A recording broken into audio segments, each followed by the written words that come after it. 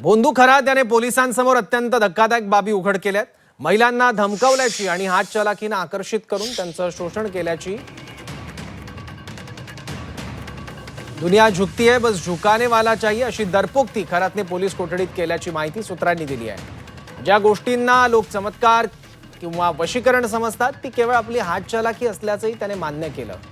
खरातने police कोठडीत अनेक खुलासे केले, मात्र केलेल्या कृत्याचं समर्थन करताना कोणत्याही प्रकारचा पश्चाताप त्याने व्यक्त केला नाही।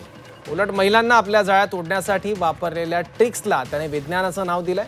मानसिक दबावाखाली आणून त्यांच्यावर वर्चस्व निर्माण केलं। ज्या गोष्टींना लोक चमत्कार अथवा वशीकरण समजतात तेच हातचलाखीनं केल्याचं त्याने मान्य केलं। खरात आता कबुलीत वारंवार विज्ञान युगाचा संदर्भ देतोय। जे काही केलं ते लोकांच्या मानसिकतेचा अभ्यास करून आणि विज्ञानातील काही कृत्या वापरून केल्याची कबुली खरातनं दिल्याची माहिती सूत्रांनी दिली आहे। दुनिया झुकती है बस झुकाने वाला चाहिए अशी कबुली खरातने दिली आहे। चमत्कार वशीकरण नाही तर हातचलाखी केल्याची कबुली त्याने दिली। धमकावत आणि हातचलाखीने आकर्षित करून महिलांचं त्याने लैंगिक शोषण केलं। महिलांना जाळ्यात ओढण्यासाठी खरात काही ट्रिक्स वापरायचा। हातचलाखीला खरातनं विज्ञानाचं नाव दिलं।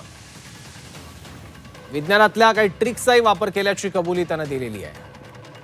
लोकांच्या मानसिकतेचा अभ्यास करून त्यांची फसवणूक खरातने केली। खरातने एवढं कर्म केले, जे चुकीचे पाप केलेले आहेत की आता त्याला अटक झालेली, त्याची सुटका नाहीच आहे। पण तरी सुद्धा त्याला जर माज असेल आणि तो म्हणत असेल की दुनिया झुकती है झुकाने वाला चाहिए, तर आता खरातला पोलिसांनी झुकवलेला आहे आणि तो झुकलेलाच आहे। त्यामुळे आता हे जे त्याला झुकावं लागलंय ते कायमस्वरूपी झुकावं लागलेलं आहे। आणि तुम्ही जर चुकीचं काम केलं तर मात्र तुम्हाला आता सुटका नाही। तुम्हाला तिथं पोलिसांनी झुकवलेलं आहे, तुम्हाला कायद्याने झुकवलेलं आहे। पण त्याचा जो माज आहे ना तो उतरवण्याचं काम आता पोलिसांनी करणं गरजेचं आहे। एवढं सगळं होऊन तो जर असं म्हणत असेल तर मग अशी जे काही क्रूरकर्म करणारी जी लोक आहेत त्यांना कायद्यानं धडा शिकवणं गरजेचं आहे।